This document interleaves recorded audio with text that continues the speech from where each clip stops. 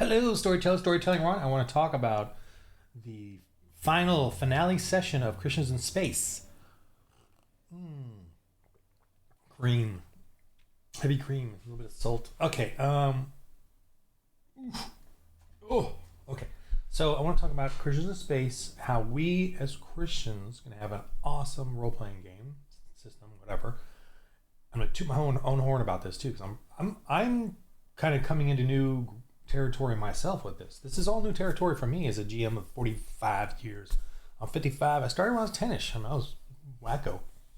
I kind of went off on a little tangent. I didn't really follow the Dungeons and Dragons lineage. I did Advanced Dungeons and Dragons pretty extensively.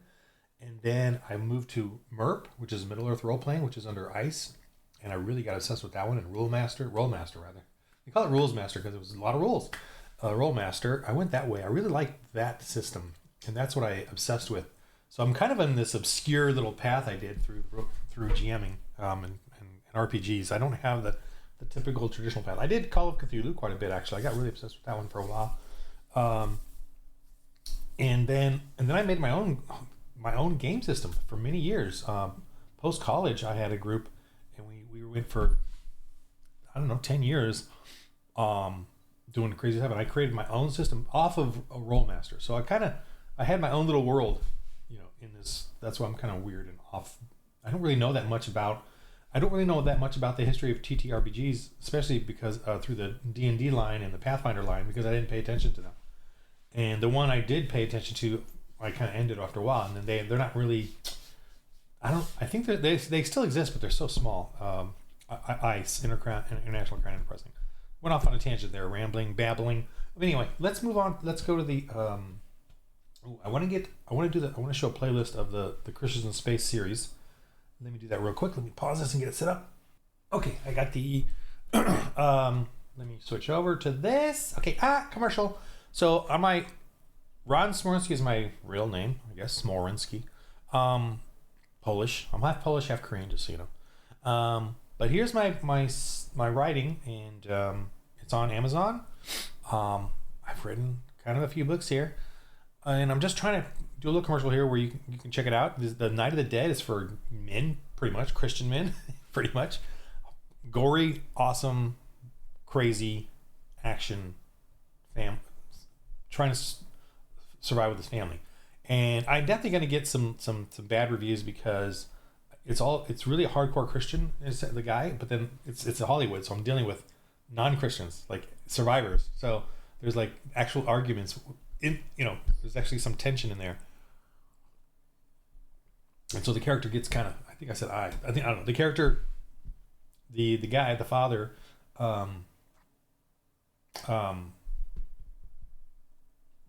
is really Christian, and he's a medieval armored combat guy. And that's the best thing to fight zombies. It was really neat. I had a friend who's not a Christian. He's passed away, but not a Christian, and we always had not arguments, but definitely contentious debates over faith and politics. And it was good though. He was a good guy, and I know his wife and 2 sons. So anyway, he read it, and he said that it's just kind of neat that when he brought it up later, like a year later or whatever, he said, whenever I drive around Hollywood now, I remember the scenes in the book, like, oh, this is where that happened, or this is where that happened. And so it's kind of funny how he brought that up. I was kind of, that's kind of neat. So the Alfred series, which is a fantasy, it's for adults, just so you know. It's actually, I think it's secretly for men and women, because of the storylines are about a kid dealing with many adults and their issues. Conquest of the Empire is kind of a fun, silly, sort of like very D&D-ish, light. I almost feel like it could be a comic book, the style of writing I did and the characters and the silliness. And they have a friendly pet ogre. It's magic and all that stuff. But it sort of ties in secretly with, anyway, I'm not going to tell you what. And then, of course, here's my hardbounds of 2 of my games, the Apostles of the Epoch and the Christian Space hardbound books. Loving them. Oh, I love the feel. I'm doing matte instead of glossy. I like the matte. It's, even though I like glossy too, like this one. This one's glossy. You know, the Boston. I mean, I don't know which ones are glossy, which ones are kind of going back and forth. So you may get a glossy, you may get a matte. I don't know. I really like both. I love the glossy is like your typical da da da, and the matte is muted, but I like the feel and sense of it as well. So, and this one my dog bit, so now I can't sell it. My dog is biting when they throw packages over the wall, my fence. The dog keeps biting them. Anyway, okay, so that's my commercial. All right, this is season 1 of Christians in Space. No, I should not well. Let me move myself over here just to. Man, I just amazing. My point in all of this is how we Christians can have a Christian role playing game and do everything they do, the pagan RPGs, the non-Christian RPGs, and more. We get to evangelize and plant churches in the game, and it's a wonderful experience to have, and one that I hope that you can share with your kids or with your friends in fellowship in this game, and then take it out to the real world, or use this in your real world. You know, but you gotta like anything you do in life, you gotta train. You gotta role play and train in that thing. You know, if you want to be a good sword fighter, you have to spend countless hours on the pel, doing pel work, for muscle memory, for exercise, for not using it against people. You know, no, I never go to the pel angry. Never go to the pel angry. I actually don't go anywhere angry. So this game is about you and your family, your kids, doing drills. We as Christians don't do evangelism drills. We don't. It's really weird. There's very few sermons on evangelism. And the one that I did have was very sad because it was at a church that is failing and has been failing for years, and the pastor was kind of a rough around the edges guy who all he was doing was, you guys got to go out and tell everyone they're sinners and get them in here, because the church was failing so badly. So that was sad. But real evangelism is about apologetics. It's about, you know, he should have had. I think churches should have an evangelism Bible study, role playing session, and this is 8. Let's use this. Anyway. So Christians in Space, man. I think you guys should check it out. It's very.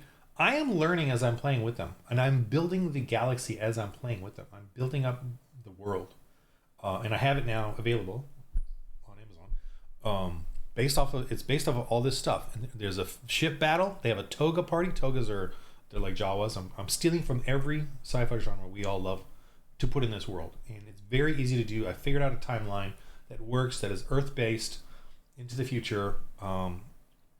Atheists go around terraforming planets and genetically modifying humans and turning them into all these, diminutive or mutated humanoids, and that's how we have our aliens. Dogmen, sharkmen, whatever, crabmen.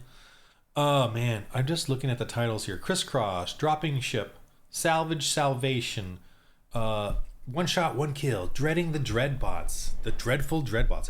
I brought those in early, which I was surprised I did, but I did. Which they converted a witch. She was part of the red cult that was oppressing the togas on the planet there. I'm gonna go through the Foundry as well. But I just, man, when they converted the witch, that was a great, cool feeling, a wonderful role-playing experience. And me role-playing her being converted was like, okay, my eyes are getting watery. I don't know why. Okay. And then they celebrated a Christmas. Did I have it on here?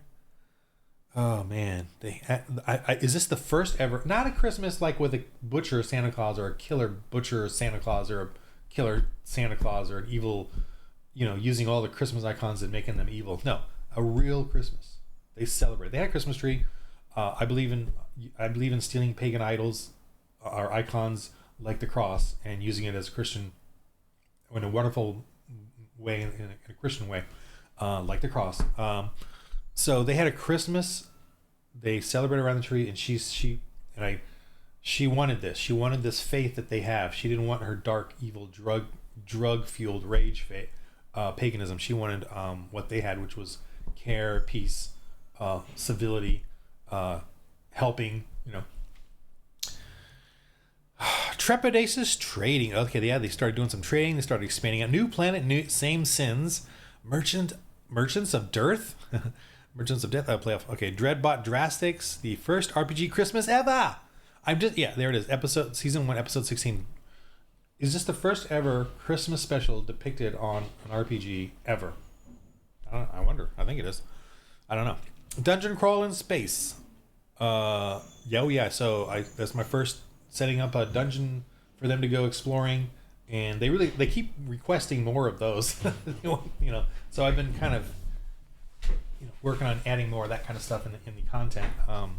They wanted more of those, and those are fun. And you don't have to evangelize in those. You just go around shooting beasts and getting salvage and treasure and all that. And so they definitely, there's definitely that nostalgia in RPGs, and I definitely want to have it in the game. I don't want to not have it and make it a boring Christian story. To me, my contention of Christian entertainment that I don't like, that I'm finding I'm really annoyed by, is there are like practically zero Christian stories or entertainment about evangelism. Like zero. I don't know of any. I know of one, so there's that. But End of the Spear, that one is sort of about evangelism. It's actually kind of is about evangelism, but it's really about and it's a true story. It's really about the loss of.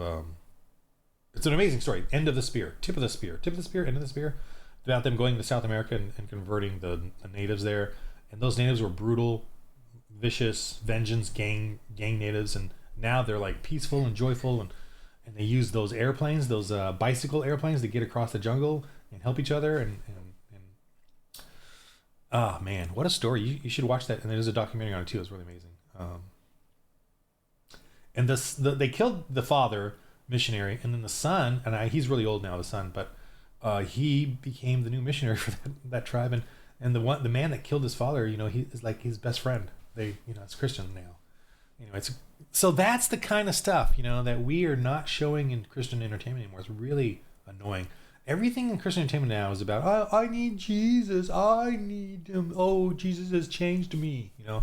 Those kind of stories. And I'm like, okay, they're wonderful. I get it. But that's not important. Your needs as a Christian are not important. You need to get over yourself. In that sense, you and I need to get over ourselves and don't care. We need to stop caring about ourselves. I mean, I'm being extreme here, but the important thing is, what are you doing for the Lord? Like, what are you doing evangelistically, church-wise, supporting the church for the Lord? Just keep busy. You got to keep busy. And the best way to keep busy is to do something for the Lord and make it wonderful. So this has been a year of playing. Sorry, I'm thinking here. Wow, we started this in September 1st, 2023. And we have now I'm trying to add up here. Let me see. This is season 2. And we have 29 episodes? Oh man, more than that. Wait, okay. Oh, it shows more here. 33 episodes. So 33 plus 22 is 55. So yeah, a little over a year. 55 episodes, a little over a year. Every week. And then some of them are one-offs that we did, especially recently. Okay, so because of the summer. Don't mind the mine. They keep doing the dungeon crawl there. Minecrafting. Wow, 3 episodes of dungeon crawl there. Hammer time. Salvage for salvation. I wonder if this is all the same dungeon. They just took forever to get through it and do so. Fellowship ship battle. They had a ship battle. That was cool. So you can have awesome ship battles in this game, and they're really good. They're really good, awesome. The game system here, I really love the ship battles. They're scary. They're like, you're gonna get your ship is gonna go down quick if you're not careful. And I love that it goes down in parts. Like your parts get destroyed. So you really got to be like, wow, it's very nerve-wracking for them. I love it. Season 2, a new trope. Mishaps and behemoths, wailing and wailing. Oh, they had a big whale. They went into a mercenary ship or a derelict ship, and there was these big behemoths in there, hibernating in space, and they had to deal with that. That was cool. Oh, this one, no audio. I put this in there, but there's no audio for them. Yeah, technical issues there, and I've solved that issue now, thankfully. Cannonball Fun, Star Crusaders. Oh, their first introduction to Star Crusaders. The Star Crusaders is a faction of Christians that are the military, like the Space Marines. They're the military faction that has helped save the Earth from the. This is in the timeline of the setting. Save the Earth and then gone off to help them. Are now in helping the missionaries in the galaxy, and they're doing their own thing. They're hunting the dreadbots. They're hunting like the dangerous stuff to keep them away from the missionaries. Mayhem in the Mine, another mine thing. Flying lasers, there's another mine thing there. Tension in Town, plots in the sand. That's though they go. So I have a planet called Raptorine, which is like Tatooine. See, I'm stealing stuff, but it's very original. It's got its own cool thing. It's got huge pipelines that run across the desert planet. Industrial decaying that feed water across the planet. First Maybe Church. Season 2, episode 12. They finally plant a church. So after 30 plus episodes, they finally get a church planted in this game. See, you don't have to. It's not just all lame Christian evangelism, church planting. There's a ton. They had like 30 episodes before they got to do lame church planting Christian stuff. Into the Breach, new guy. Oh yeah, new guy played jumped in, calling Pastor Scott. So they Star Crusader battle. I think this is a one-off where I decided to do a little one-shot where they play the actual Star Crusaders fighting some dreadbots. Human error, avoiding adventure. Oh, and this one, this one they're constantly prepping, worried, and they don't even go fight. 3 hours. Hyping Hydroscoop. Oh man, for one-shot dungeon delve. Whoa, what is that doing in there? I know why it's in there, but I don't even have it as an episode. But anyway, it's them doing this one-shot dungeon delve, so that's pretty fun. And in this one, I'm doing a dungeon delve. Dark Ages. And this is when I started to add in the Dark Ages a little more fun with the dungeon crawl stuff, because I know we need that. We need that kind of nostalgic RPG. We Christian RPG, so it's definitely in the game rulebook right now, and I'm going to definitely do a video on that. It's really cool. I really got some really neat stuff there. I want to create catacombs with, and see how it plays out. We'll see. I mean, I haven't play tested the actual things I've created, but it's obviously based on all the experiences I've had doing it. Christians in Space, Buggy Bug Out. I want to watch the one with Buggy Bug Out. What was that one? Let me look real quick. I'm kind of curious. Buggy Bug Out. Was it them taking off? Let me turn the audio off. I just want to see real quick.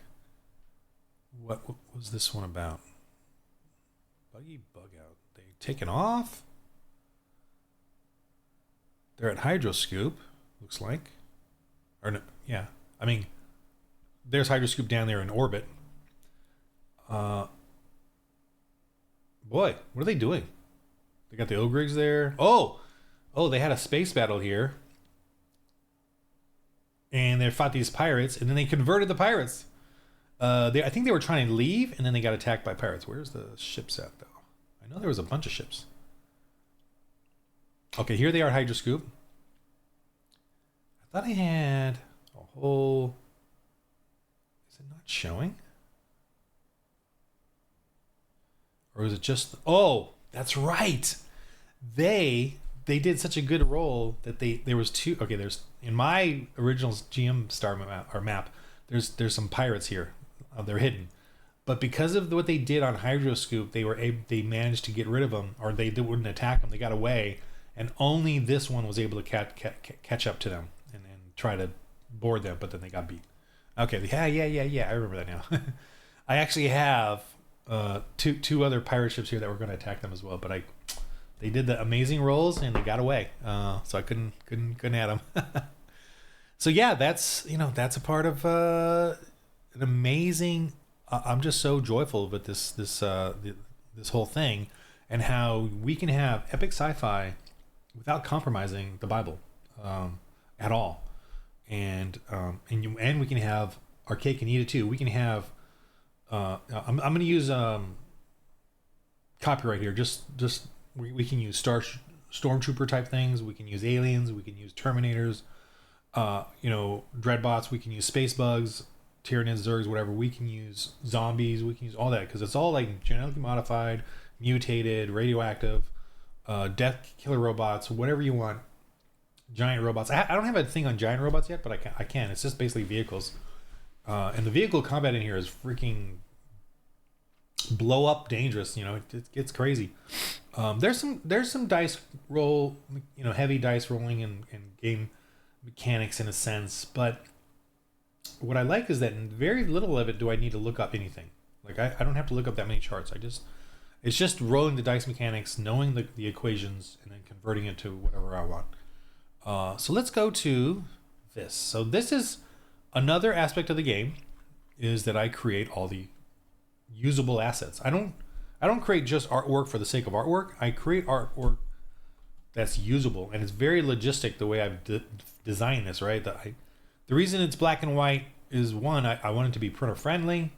I quickly doodle them. They're very quick doodles, as fast as I can go, because I wanted to create a whole page of it within an hour or two of assets, and I've created tons, so that you have tons of stuff to use. These are meant to be like tunnel or corridor buildings, but then I use them for the stadium here.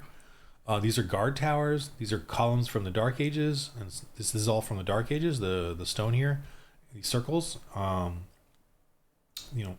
mix and match the Dark Ages with the sci-fi stuff so that you can have both. You can use them for both settings. This is a space part, the bunker, but I use it now for a lot of like space station and underground bunkers for the slaves, or the security guard crew or whoever.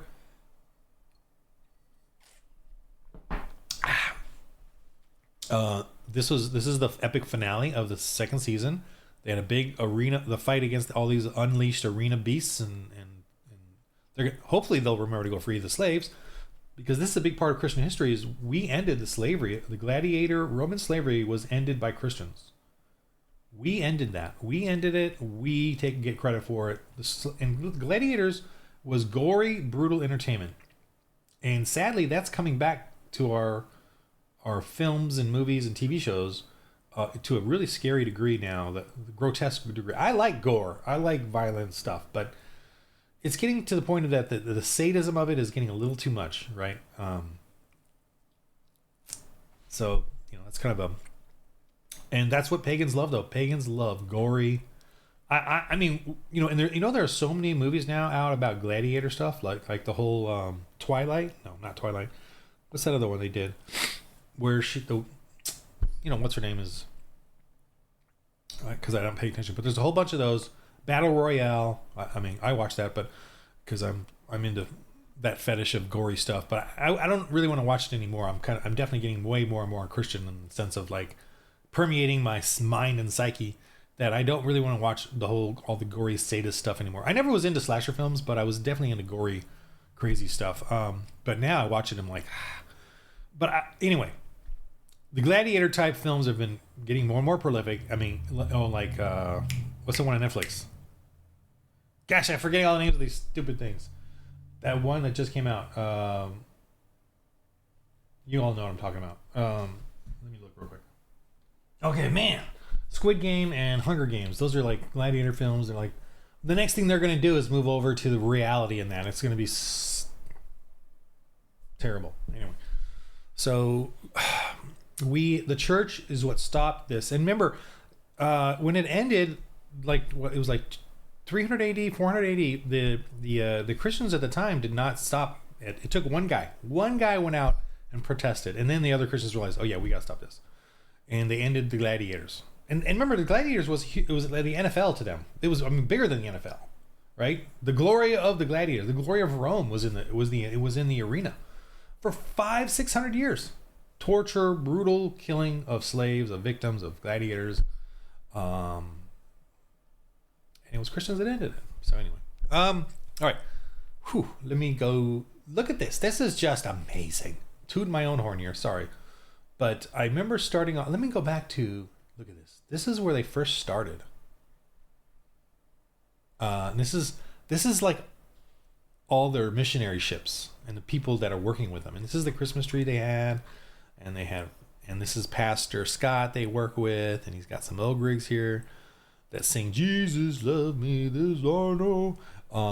And they go down, and they can go down to the, now this is a floating platform, and then they can go down to the planet, and then they go down to the planet and do some mine, and in this setting, just this one planet, as a GM, you could prep all kinds of random mines that they can go down into, looking for salvage, and you can create, because this planet used to be, the story behind this planet is that it used to be a big industrial mining operation.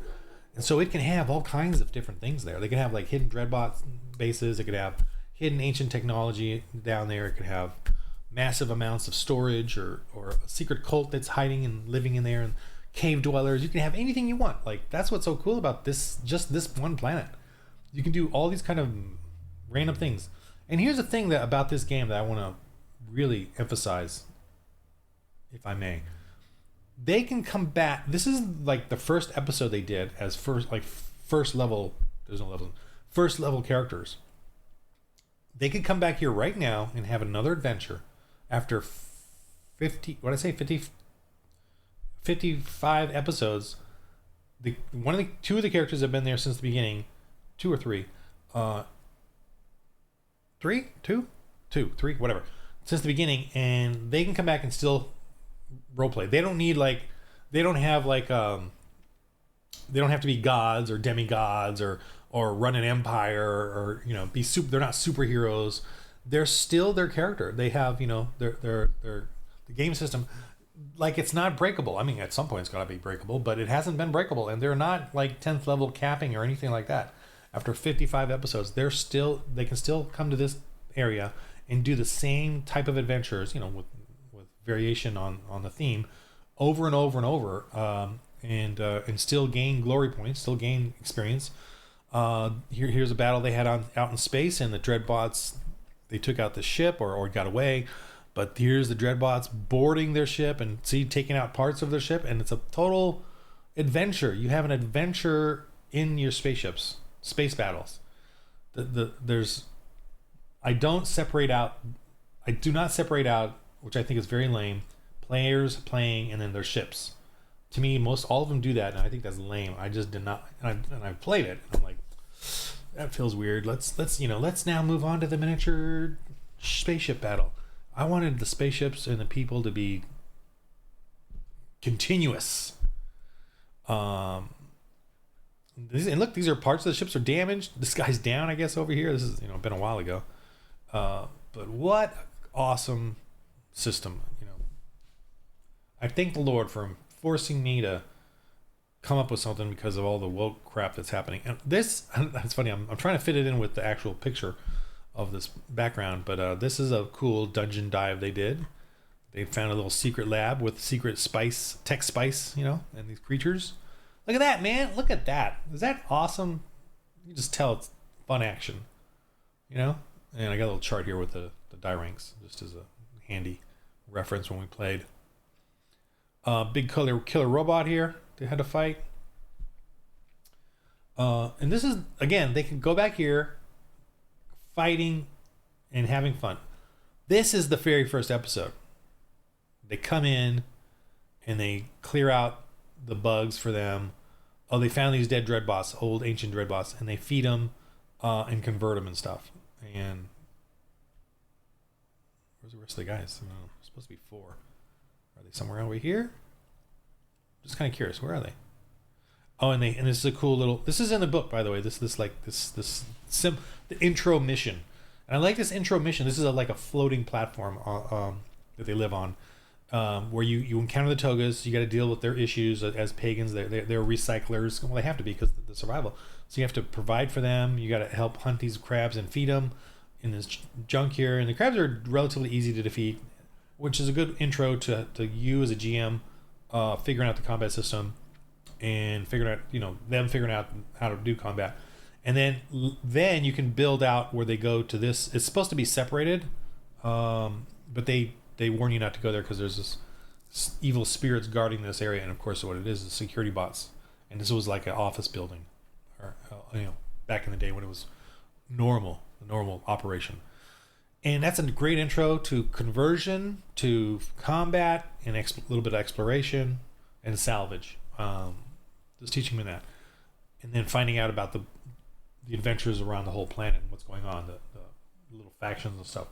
There's factions, and I'm going to add more too because of I'm not. Take that back. I mean, only because I'm working on the Dark Ages. That's where I'm going to add more stuff. This is like, I'm done with this right now as far as adding more stuff to it. And that's up to you to add as much as you want in each of these planets. So this is Bernard Star Planet Flotsam. And right now what I've built out is just this area up here. To give you an example, and obviously I haven't done the Empire yet. I hope to do that at some point. And the only thing I hope to finish out is the Empire, and then this area up here, which I've done this. I've not done the Biodreads, but that's unnecessary. I mean, it's kind of like you could do that. I think my next big campaign book is the Empire plus what are they called? The Gobles, which is my take on the Jabbas. The Gobles run sort of this area in here somewhere, and the Empire is right here. And then of course you can expand that out as far as you want to go. Like you could stretch it out to a lot more planets and stuff like that. I just want to keep it these few. But every planet is full of. You don't just need to go one planet for one thing. You go to one planet and stay there and just keep, doing things. So that's Planet Flotsam here, and that's near the solar system, Barnard Star. And then up here, I've created 3 planets that are terraformed around Wolf 1060 here. And that one they were really busy at with a lot of episodes. Let me get to this one. Oh, here's the, they go to the derelict transport that's been destroyed, but then these things are hibernating in there, and then they fight those. And there's a bunch of crates in here. I've removed them. Where are the crates? But they had a ton of them, and they gathered them up and to ship them. Oh, here's them, and they even had to fight some ogres who, once they destroyed the comlinks, which was cloaking this ship just like on automation. I'm gonna move my guy. I can move this. Oops, not that. I can move me. Once they were trying to salvage the comlinks, and they destroyed both of them instead. I gave them these high upgradable comlinks that they could salvage, and they're high rolls, right? To do it, and they failed miserably on both, so they both destroyed. See it flying off into space, and this one flying off. And but once they destroyed them, the ship was detectable. So these ogres showed up to try to take it, and they had slaves, and then of course these guys rescued them and freed the slaves and fought them off. So that was a cool space battle type of thing. Oh man! So what else? Let me close up. This is all, if you look on the right here, this is all their Flotsam adventures. They had a whole bunch. I mean, oh man, this one here, they're attacking this ship and falling, drop ship falling type of thing. That was cool. Close this up. Go to Dire Wolf. Oh, Raptory. Where were they? Oh, these. Oh, this is the Star Crusader hunt. And all this stuff, by the way, is available on as assets if you wanted. Like they had a big battle here. What happened here? Where is it? Like I figured I would see some. I mean, it could be the end where they blew everything up, and I just moved it over here. Yeah, it looks like it right there. Like this is all the stuff, but once they killed it, I moved it off, and then they have a clean ship now, or whatever. They repaired it up or something. I don't remember exactly what happened there. But this one here is them. Boom! Finding the asteroid that the Dreadbots were building a base on, and coming in and blew this up. Look at that. That is awesome. Just they got out of there. They blew it up and got out of there, obviously. But this is them getting all the stuff and kabloom, and having an asteroid fight, and then delving into the cool thing there. And that was near Raptorine, I think, or in the Wolf star system. And then going to Raptorine. This is the orbit, and these are the ships that I was trying to have ambush them. I never used this ship, but this is like a a big sort of transport ship. I just never got around to using it for whatever I was going to do with it. Here's Hydroscoop. This is a very famous place that they love to go. They planted a church there actually to spoil alert.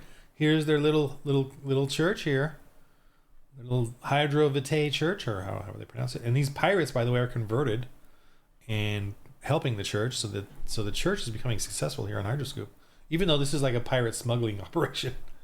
Hey, you got to do what you got to do. And this is that, same assets that you use on the ground or for the mines. I can use for making a space station. That's over. This is over Dire Wolf Hydroscoop. I don't know what the planet's called. I guess it's called Dire Wolf. The planet's called Dire Wolf, but it's just a space one, so it's not actually landable. But Raptorine is definitely landable, and this one is a cool pipeline, like a desert planet with a pipeline. This is like a generic map I use for them going back and forth.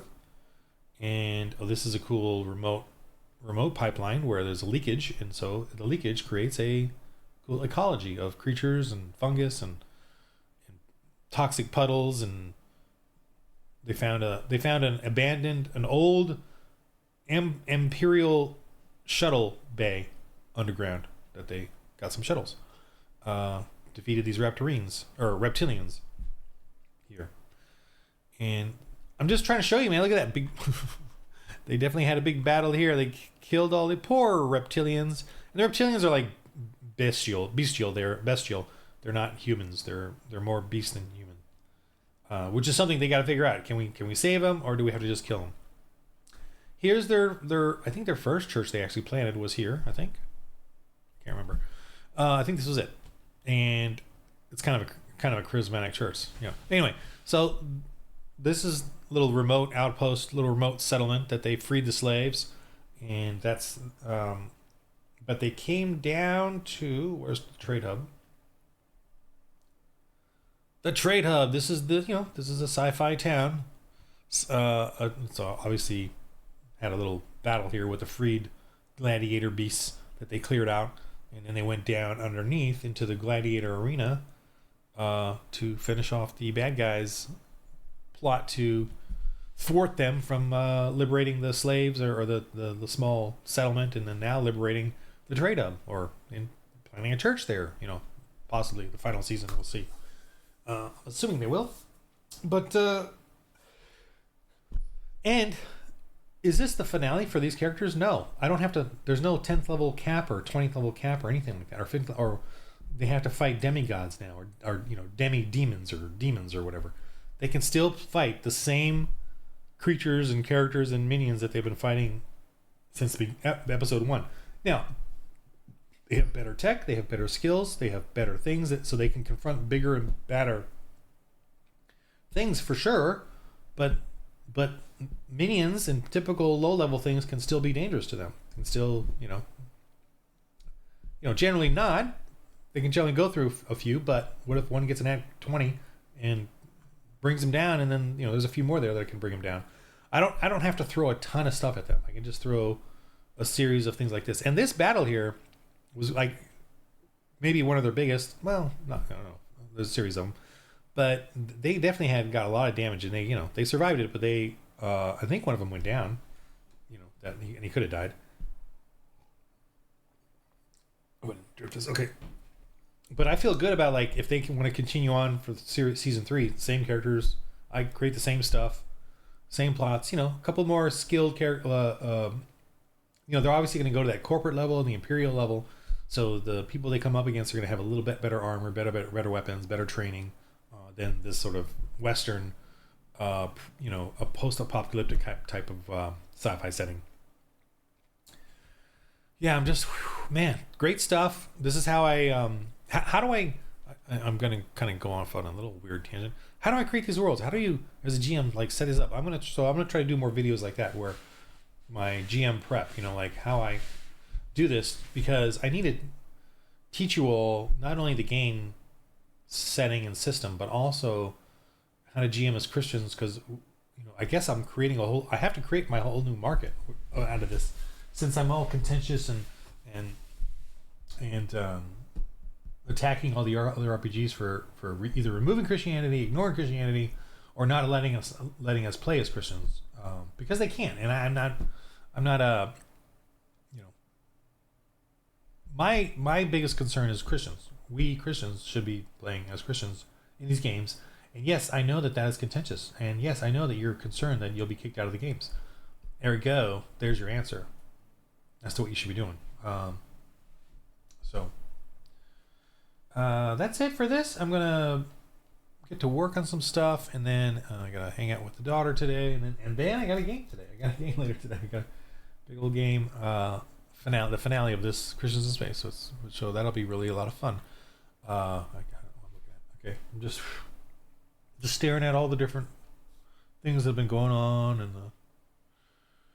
wow, what a series! Just a wonderful Christian evangelism church planting series. Wow, just a lot of fun.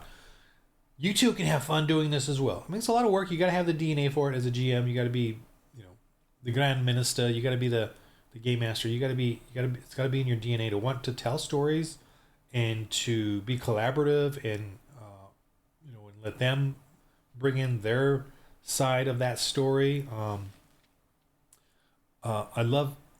trying to set up a lot of game guide type things and tables for you to roll on, so it'll help you create your, what you want for the story. Another thing though, if you get some cool idea, fun idea that you want to try to implement, do it. Have fun doing it.